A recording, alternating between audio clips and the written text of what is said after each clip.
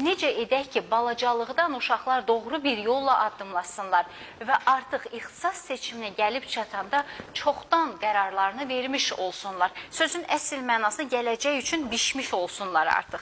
Çinarə xanım. Bu ilk başlayır uşaqların digər sahələrdə seçim şansı tanımaqdan.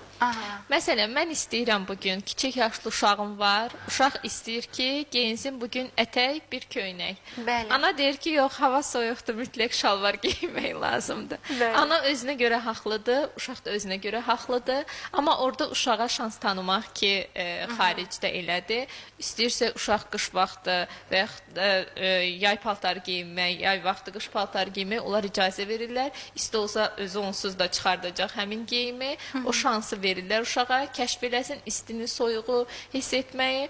Bizdə isə deyir ki, yox, uşağa soyuq olacaq, mən başım ağrıyacaq, ekstra bir Biz qərar verməyə başlayırıq onların yerinə. Amma uşağa şans versə, məsələn, getmişik bir marketə, sağlam qida təklif edə bilərik uşağa bir neçə dənə. Məsələn, uşaq gedirsə, zərərli qidalardan seçim etməyə çalışırsa, biz sağlam qidaların bir neçə alternativini uşaqlara təklif edə bilərik. Ondan da özü seçsin. Yox, mütləq banan almalıyıq, yox, mütləq yumurta almalıyıq, sənə bu daha xeyirlidir kimi yox. Uşaq özü seçim etməyə bacaranda öz fikirdə formalaşacaq.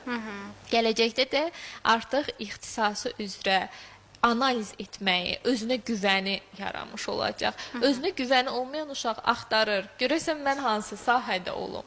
Ana bir şey deyir, ata bir şey deyir, sinif yoldaşları başqa bir fikir deyirlər, müəllimlər başqa sahəyə yönəltmiş olur. Uşaq qalır ki, yəni Hansı tərəfə gedim? Əslində sizi inandırım ki, siz belə danışdıqca mənim o balıq, qul, xərçəng mövzusu yadıma gəlir. O arabanı hər bir tərəfdən dartır. Yəni bugün uşaqlar həqiqətən o araba formasındadır. Yəni hətta valideynlər belə öz aralarında yaxşı mənada dalaşırlar ki, yəni biri deyir, məsələn, nənə deyir ki, yox, uşaq getsin musiqiçi olsun, ana deyir, yox, uşaq getsin, məsələn, həkim olsun, ata bir başqa istiqamətə. Yəni, sanki hərə öz arzusunu uşağın üstündə toparlamağa çalışır, amma biz onu bir şəxsiyyət olaraq yetişdirmək istəmirik. Ona seçim imkanı tanımırıq, onun özünü tanıması üçün imkan vermirik. Öz güvəni olan uşaq zaten irəliləyən dönəmlərdə, yaşlarda yanlış seçimlər də etməyəcək.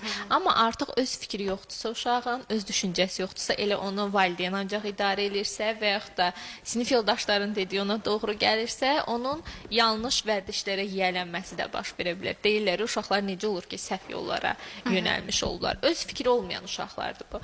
Özünə inam formalaşan valideyn və müəllimin dəstəyi ilə öz güvəni olan uşaqlar həm ixtisas seçimlərini doğru etmiş olurlar, həm də həyatlarını daha düzgün şəkildə irəlilətmiş olurlar. Yəni, bir sözdə onların şəxsiyyət kimi yetişməsinə balacalıqdan hörmət etməliyik.